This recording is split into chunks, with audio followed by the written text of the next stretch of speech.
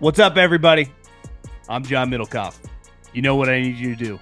Subscribe to our YouTube channel. We got content for days reacting to every NFL game all the time, every single day. Subscribe, like the videos. Let's go. What is going on? We just finished a marathon. Literally a marathon of football. It is 10 o'clock at night. Football started at 6:30 this morning with Aaron Rodgers and Sam Darnold, and ends with Dak Prescott leading the Cowboys on a signature early season drive. That's a big win. Cool moment for Mike coming home, winning with the Cowboys at, in Pittsburgh, where he's from. Devastating loss for the Pittsburgh Steelers. I want to dive into that can't happen. I mean, Dak's throwing multiple picks, turning the ball over, a fumble. You got to be better on offense. Like, you got to take advantage of it. And obviously we saw two other quarterbacks in their division, Lamar and Joe Burrow. I'm not asking for that, but this is a game that Pittsburgh has to win. But we will dive into it. A little overrated, underrated as well. Obviously a lot happened today. I went on with Colin, feels like 7 hours ago now, and broke down a lot of what went on starting in the morning with Rodgers to the Niners there's just a lot. Today was nuts. The last 48 hours has been bananas. Bama loses, 49ers lose, Seattle lost at home to the Giants. It's just, what a day. The Ravens, Bengal game, the Bills, wild day. Really, really was. Sometimes I'm like, did that actually happen today or was that last week? No, it was today. So we will talk a lot of football coming up. But before we do, I got to tell you about my friends, my partners in the official ticketing app of this podcast, Game Time. Do you want to go to a game? I've been watching some playoff baseball games. They look awesome. Obviously, some of these college atmospheres.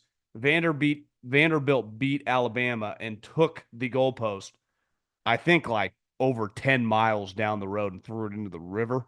So you want to be a part of one of these things. I used to go to Cal games when I was growing up with my dad, and that place was rocking last night against Miami.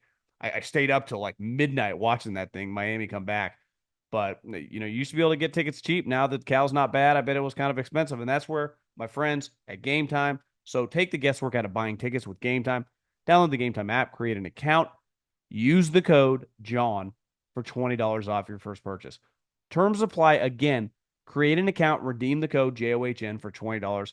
Download the Game Time app today. Lowest prices guaranteed. You know what is always guaranteed when you watch the Cowboys? Dak is one of the more bizarre players I think I've ever watched.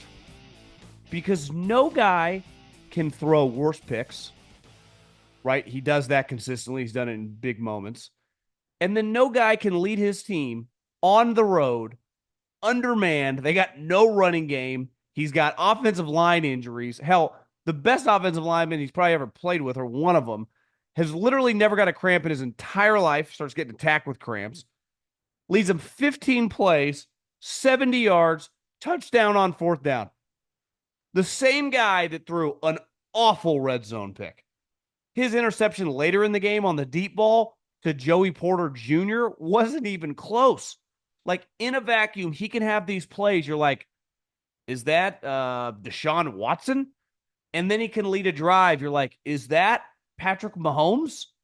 That's where I think it's so maddening, right? It's like, listen, there's value in everything he's done and what he brings to the Cowboys, character-wise, intangible-wise.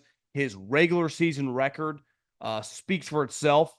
Him and the head coach have clearly a fantastic relationship, right? Mike's Pittsburgh guy. They show it on the broadcast that they went, I don't know if it's like the home he grew up in, just to go see family. And who's there? Two guys, Cooper Rush and Dak Prescott. Guess Trey Lance, not on that group text. But there's so much that he brings to the table. And then there are moments, like I went to dinner. We got delayed. I was hungry. I was like, yeah, let's just go out to dinner. The game's not even starting till like 7. So I basically watched the first half at a steakhouse. and it's on mute, right? So you're just watching it on the TV in the background. You see Guyton go out. You see a defensive lineman go out. You're like, they're coming in undermanned. They got no shot to win this game. None. It's like their defense is in shambles. And then we'll get into the Steelers here in a minute. You realize, like, yeah, Pittsburgh doesn't have the offense to take advantage. I don't care who's out there playing defense for the Cowboys. But Mike and Dak, like, it's not really arguable at this point, have a pretty good chemistry, rapport, and thing going.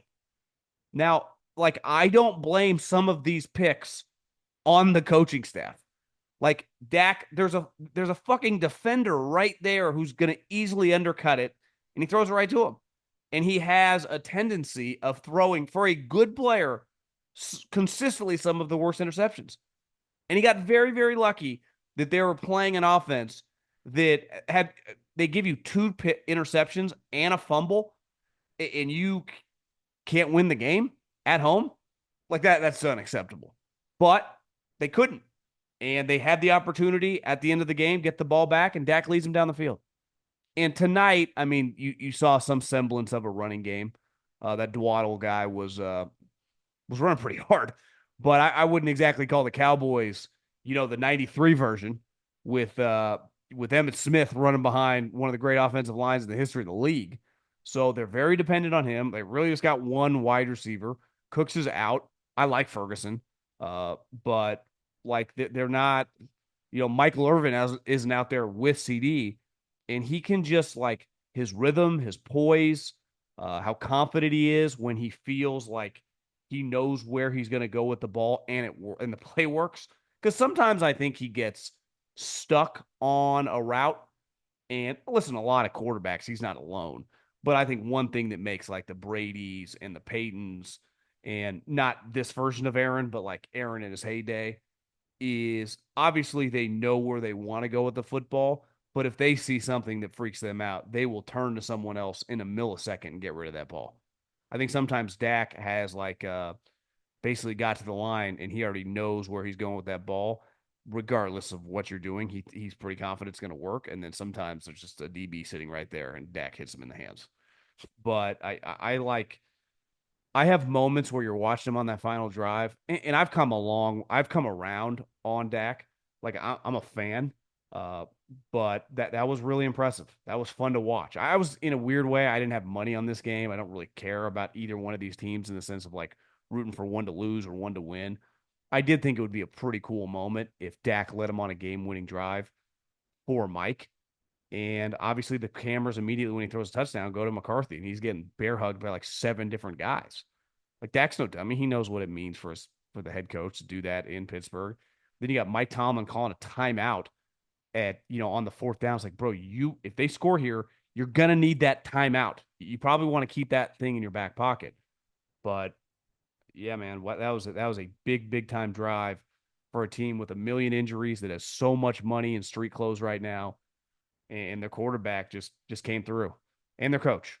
And like I said, you can't really debate where we sit now that like this marriage between those two guys, if the most important guy you have on your team is the guy you're paying the most money by a country mile, Dak Prescott, and that guy works hand in hand with your head coach, who's also your offensive play caller, and they work well together, you're going to fire that guy? That's where I keep getting back to. Like the Sirianni thing, we always get back to, what does Sirianni do? Saleh. It's like, well, he's a defensive guy, tough guy. Okay, but he's not actually calling the defense. This year, Brian Daboll. Daniel Jones is playing well. It's like, what's Brian Daboll doing? Oh, he's calling the plays. He is the offensive coordinator. And if you would have told me a couple years ago, hey, Mike, they're going to, force Kellen out, he's going to take over, how would it go? Obviously, I wouldn't say it's going to be terrible. It's not like Mike's Nat Hackett. But I probably would have said in 2024 or 23 and 24, you would have said what the next year and a half is going to look like. Again, probably could be a little rocky. And it's been really good. And they've come through in big time moments. So props to the Cowboys for getting a gritty win. To me, when you look at the Steelers, one, it's funny because whenever these two teams, they don't play that often, but when they're synonymous with this TJ Watt draft pick. because the Cowboys took Taco Charlton, who's like out of the league like 3 or 4 years later, over TJ Watt. They drafted, and he's a defensive end at 28, and TJ goes 30. And I just texted like people that a couple executives tonight after TJ looks like I don't know, like a white guy version of Lawrence Taylor. It's like this guy's fucking unblocked. What are you supposed to do? Tight ends gets tossed, tackles have no chance. It's not like he's just speed. He's got power. He's got these like counter under moves. And if you don't set really, really fast, he's on the edge so quick that you're screwed. It's like, this guy doesn't even, his brother to me was obviously pretty special, a Hall of Fame level talent. But power was such a big part of this JJ's game. TJ has like the ultimate combo. I'm not saying he's JJ or Khalil Mack power wise, but his speed is so potent that these offensive linemen always feel kind of on their heels, and then he can throttle them, and it's just chaos wherever 90 is. So I'm texting my scouting buddies, and I go, what was the deal here? And they're like, honestly, he just wasn't that good in college. And I think this is why the draft is so hard. Then I did a little of my own research, Wikipedia, and looked around on the internet. He basically was a 1 year wonder in college. And his senior year, it might have been his true, redshirt junior year. I'm not exactly sure how it lined up. He had 11 and a half sacks. So he had a good year. But as multiple people text me, he looked nothing like this. And this is why it's like, well, if we could redo the draft, he would go one. I think there were a lot of people that thought the Steelers were a little crazy for taking him at 30. But then doing a little more research on him, he was a tight end early on in college and didn't play, was always injured. And then when they asked him to go to defensive end, he was also injured. So he didn't start playing the position till 2016 when he wasn't very good or productive. And then his last year there, or it might have been 15 and 16, whatever his last year at Wisconsin was, he was productive, but like from an NFL trait standpoint, what I was being told is like he was not as explosive. He definitely was not the motor like him and Crosby. Their batteries never run out, and sometimes you're a late bloomer. And this guy just hadn't really played the position, so you make and this is where in the draft everyone's like, these guys are idiots. How do you miss this? It is hard. It is hard because you could crush the Cowboys for not taking him at 28. How many teams 27 and above easily passed on this guy? So I think sometimes when guys get to the NFL, just like human beings, you may know a guy that you went to college with and go, wait, what's he doing now? Oh, yeah, he's a multimillionaire. Wait, that guy? The dude that never did shit, slept all day, smoked weed, and partied all the time? Probably should have failed out of class like 7 times. Like, yeah, it kind of clicked. And sometimes as an athlete, now clearly you have to have certain physical attributes, but you get with the right coach, you get in the right scheme, maybe you grow into your body a little bit more. Uh, and in his, using TJ as an example, like he hadn't been, it's not like he was a lifetime pass rusher. He was focused on tight end in college. And this is not high school where you're like cross training, you're just playing offense. Clearly, it's the best thing that ever happened to him. And it's just something that, if the Cowboys had drafted him, would he be this good? Who knows? Because he feels like a Steeler. He really does. And their defense, I mean, the pass rush, the DBs, I mean, they were pretty worn down by the end. But the offense is a problem. It really is. And Fields is clearly better. Like the version I'm watching right now is better than the guy that we saw with the Bears. But he's still a pretty flawed player.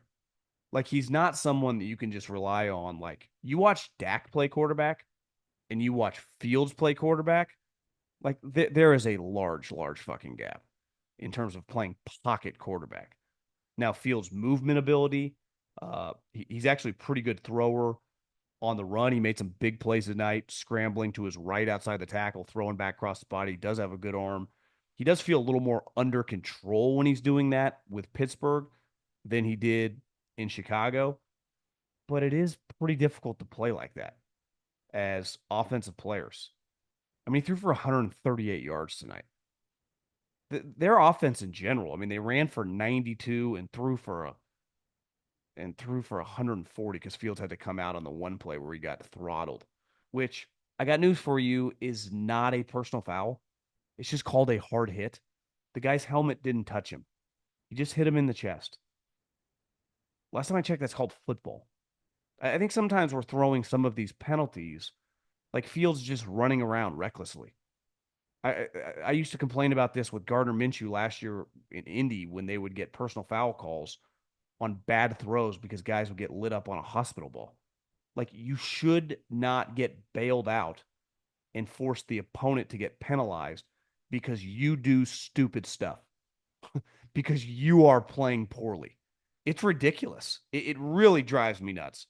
Tonight, 91, when he hit Fields, it's like, well, the crown of the helmet right up to his chin. No, there was a gap, never touched. Just because it looked that way, well, if it actually wasn't that way, then it shouldn't be a penalty. Just be a hard hit. There are going to be violent hits in football. And I'm all for ultimately protecting quarterbacks. We don't want quarterbacks to get injured, but this still is football. And when you get guys running around like Fields, who's just a runaround guy, every time he gets tackled or hit hard, and even if he gets elevated and flies to the ground, like, it's not automatically a penalty. I thought that was egregious tonight. I really did. That penalty was ridiculous. Well, he launched. He's playing football. You have to use your hips into a guy. You don't tackle a guy on the balls of your feet. So it's just he accelerated through. It's like basic tackling. They teach you in Pee-wee football, if that even still exists. Definitely teach you in high school and college. So Pittsburgh's going to be tough because of those pass rushers and the defense and just kind of their toughness. But their offense, I mean, they have been playing in these games that if they were to get into a position where you're playing Baltimore or Cincinnati and those offenses, they're not even looking exactly like today, but are going to score 25 to 28 points, like, how's Pittsburgh going to win those games? How are they going to win those games? Like, it just feels very, very difficult for them to move the ball. And it's not like, well, they only had so many possessions tonight. He gave them 3 extra possessions. And they scored, what was the final score? They scored 17 points. And 1 touchdown, right? The last touchdown for the Steelers in the fourth quarter came on essentially, I guess there was one true last drive with like 20 seconds. But if you remove that, the Steelers scored and then Dak led them on a touchdown drive. So one of their touchdowns came with 5 minutes left to go in the game. I mean, so they had 10 points with 5 minutes to go in the game. That's not good. Yeah, they had when Dak throws the pick and then Fields leads them on a touchdown drive, they had 10 points with how much time was remaining? But yeah, about 4:56. So at the 5-minute mark, the Steelers had 10 points on the board. Just not going to get it done. But fun game, delayed, crazy moment. Nice win from McCarthy. The roller coaster of an NFL season is moving right along, and it promises to be a month full of tricks, treats, and of course, touchdowns. At DraftKings Sportsbook, an official sports betting partner of the NFL, is the #1 place to bet touchdowns. Running it from the 1 or an 80-yard bomb. We don't care how they score touchdowns. We want to bet on them.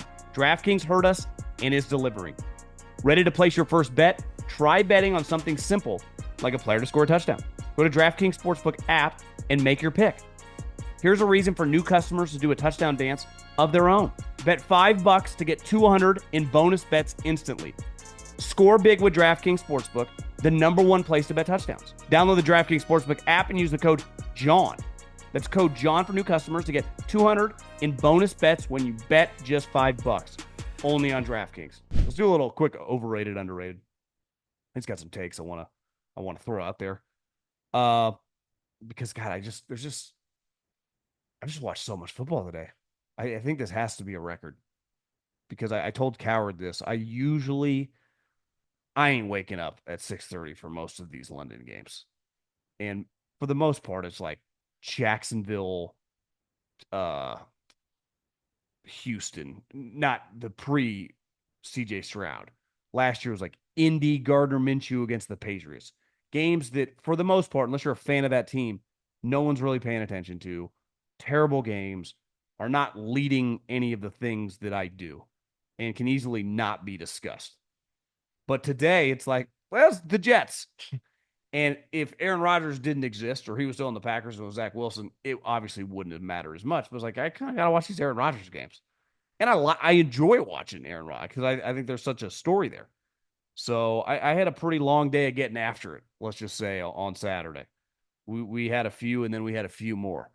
And I think I've slept about, got after a pretty good Friday too.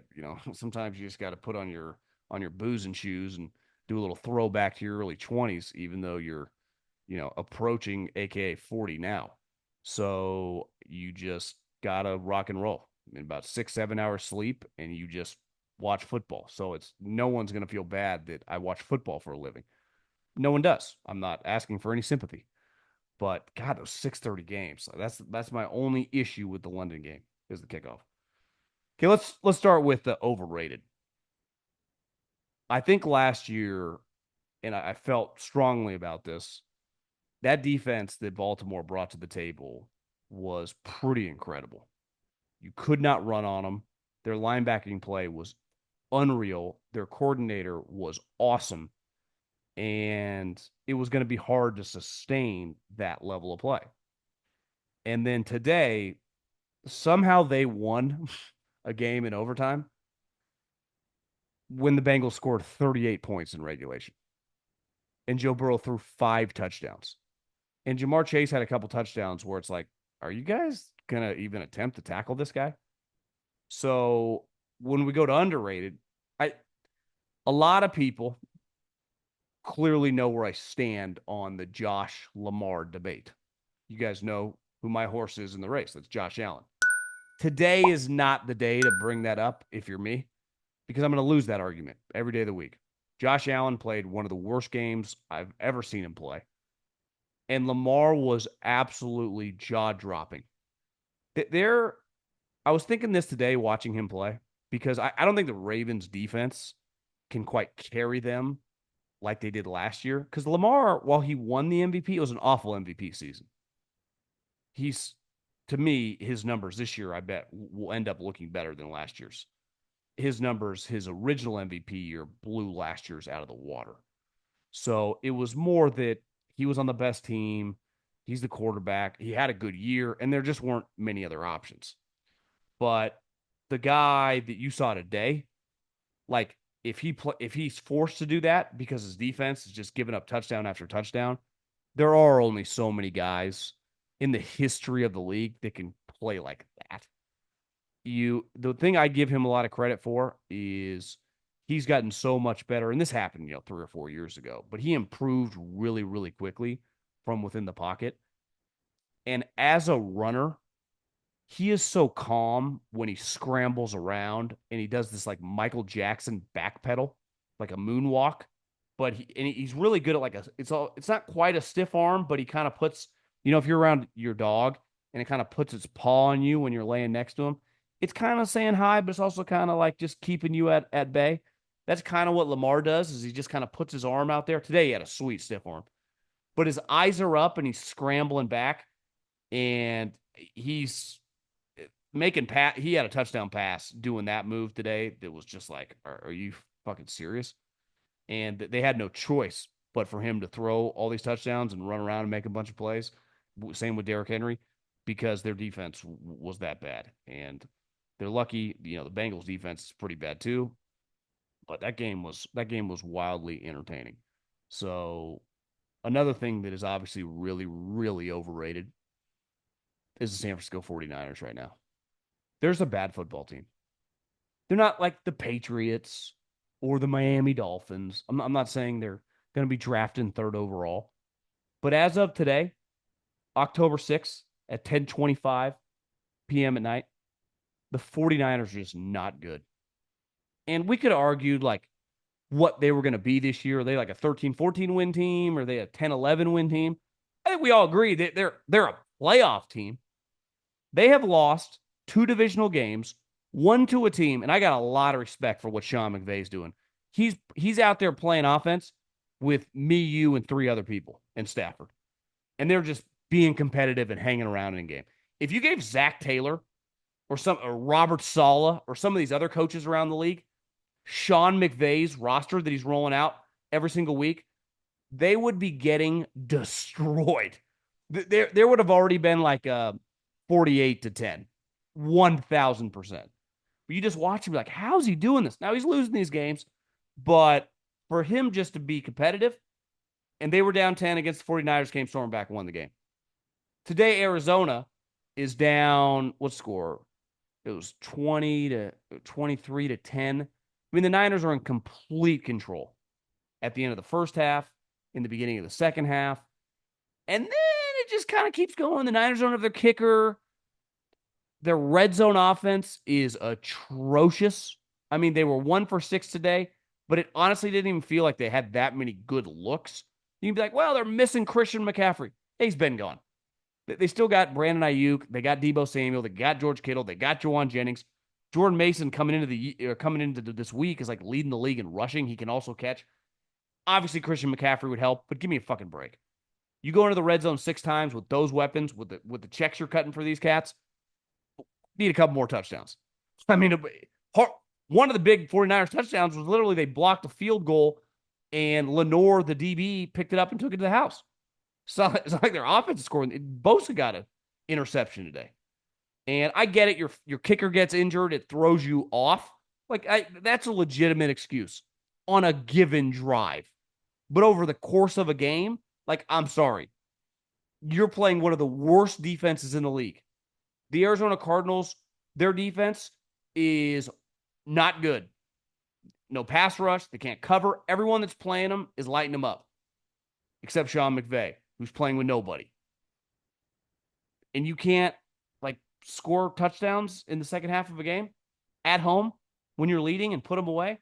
That's an awful loss. That's really, really embarrassing for Kyle. And one thing Purdy does is the game ended on an interception where clearly they're running some deeper breaking routes and he's kind of tapping the ball. But George Kittle's open probably, 20 feet away from him. That I don't know if it would have been a lock first down, but it would have gained serious yardage. And he's trying to hit the big play. And sometimes, and it's a skill, and it works to his advantage that he makes a bunch of plays with his legs, right? And keeps plays alive and then throws. But today he also did some of that and then got destroyed and got a sack. You know who does that all the time now is Deshaun Watson. Now, I'm not comparing Purdy to Deshaun Watson, but I think we got to strike a little balance of can we run the offense? Can you get rid of the football? Because even Tom Brady was like, yeah, sometimes you got to get rid of the ball. I'd say Tom knows a thing or two about that. And keeping plays alive with your legs. How has Caleb matured in terms of a player these last couple weeks? Why is he playing way better now than he did early on? He's not running around trying to make plays.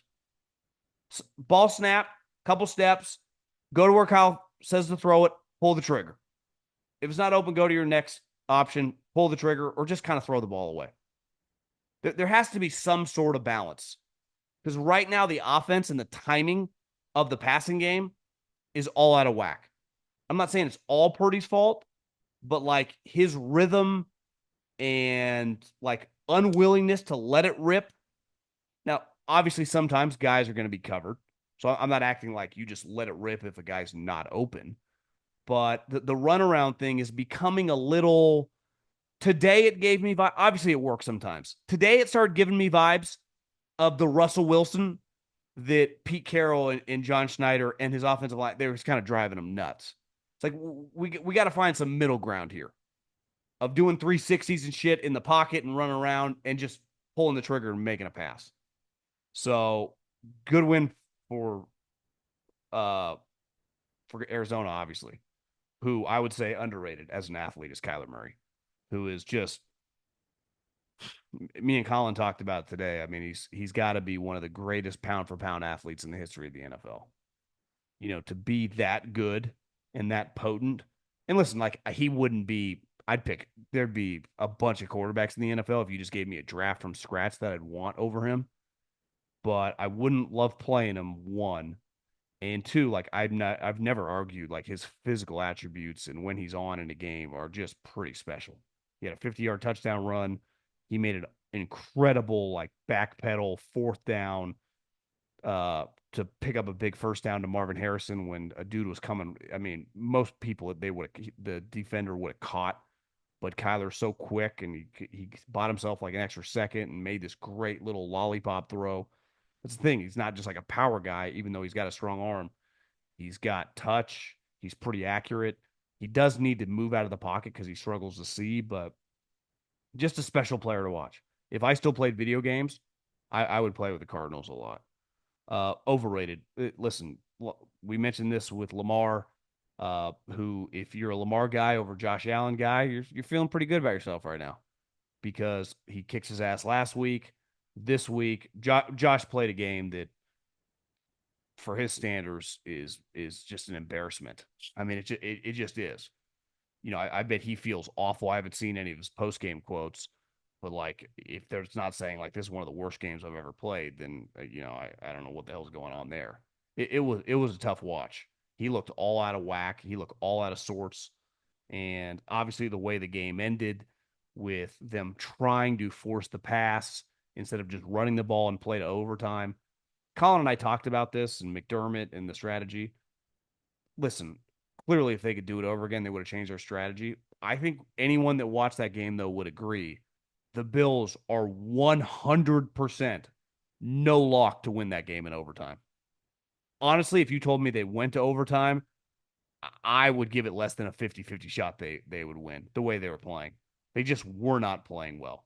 And it kind of started with a quarterback who was inaccurate. Now, he had some balls dropped. It's not quite as bad as his numbers. I think he was 9 of 30. But relative to his standards, who's clearly one of the best players in the league, it was a tough watch. It really was. And it also shows you, the Texans had a bunch of injuries. Neil Collins goes out early. They lose Jimmy Ward through the game. They're already missing their running back. It's like they were beat up. Like they were there to be had. CJ's he threw a pick in the fourth quarter. It was a bad pick. He fumbled. And the Bills, like the good Bills teams, the one that finished hot last year, the team we saw the first couple weeks, they win that game. This version, whatever the hell we've seen the last 2 weeks, they don't. I was thinking about this today. This is pretty underrated. We get a lot of people that hit me up that go, can I leave my team I'm a fan of? We suck so bad. And it's like, Patriot fans, I think we all universally agree, like, no, you don't get to do that, especially if you're my age or older. It's like you've lived a pretty good life. If you're like a 33-year-old fan, like the last 20 years since you were, whatever, 13 years old has been as good as it gets. So you don't get to leave. Now, if you came up to me and said, born and raised Northern California, my dad, my grandpa, so I became a Raider fan, I'd be like, bro, if you left, nobody would ever say a thing to you. Everyone that follows sports would understand. Charles Woodson said today on TV, why can't we have nice things? I don't know. I really don't. It feels like the franchise is cursed.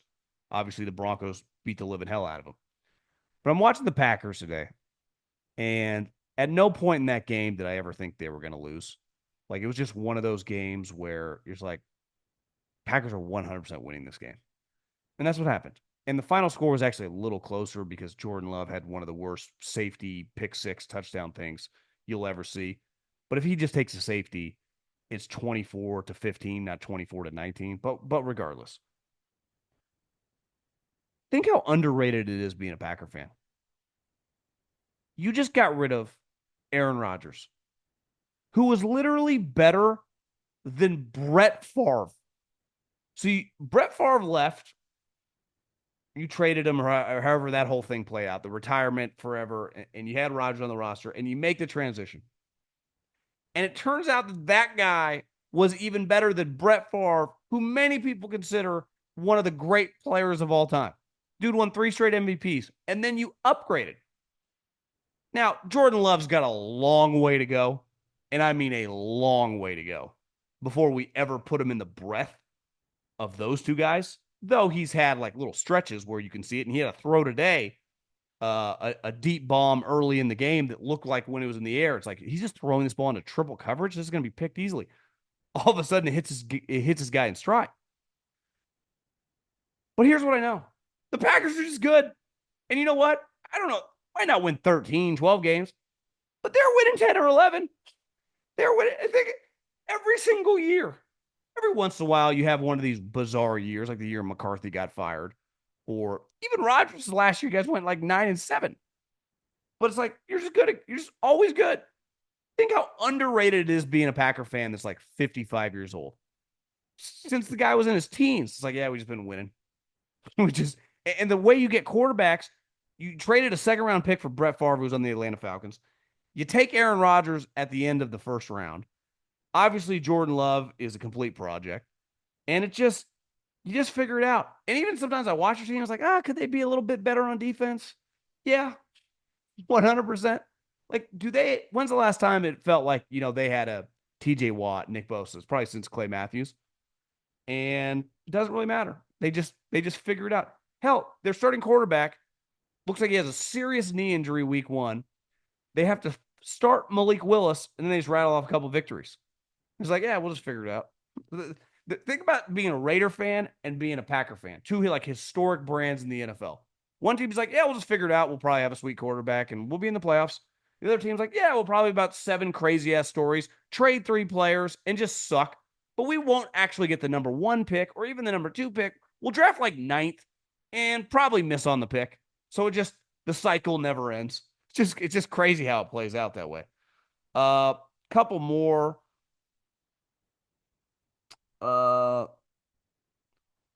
Overrated. Taking a quarterback in the top 5 of the draft.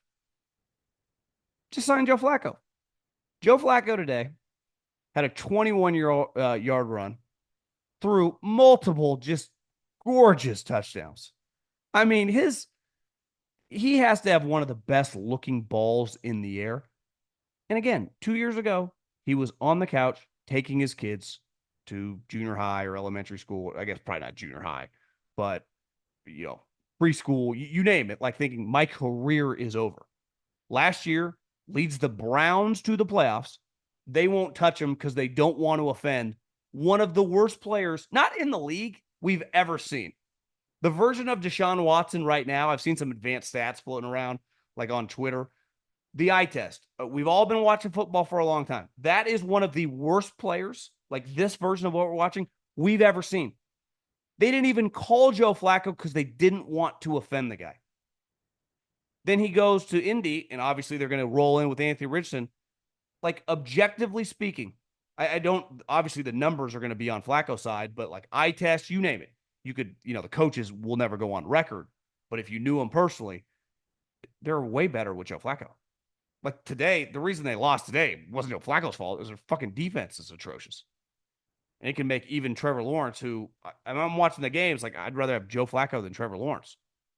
Obviously not for like the next 10 years because Joe Flacco's 39 years old. So if I was going to take a chance, you'd take the younger player. But in a one-game situation or the rest of the season, like Joe Flacco's just better. Overrated. I got to take the L on this. A lot of you guys have been firing into my DMs about like, you talk so much about this guy. You never shut up. Where you at, John? I've sang Kalen DuBois' praises. I've sung them from the high heavens. I believed when not many people did. And then he beat Georgia, and I felt pretty good. And I gloated pretty hard. And then he lost to Vanderbilt. Now, you can go glass half full on this. 12-team playoff, lost to Vanderbilt, doesn't kill him. Honestly, doesn't even phase him. Like he still can have another loss. He's in the playoffs.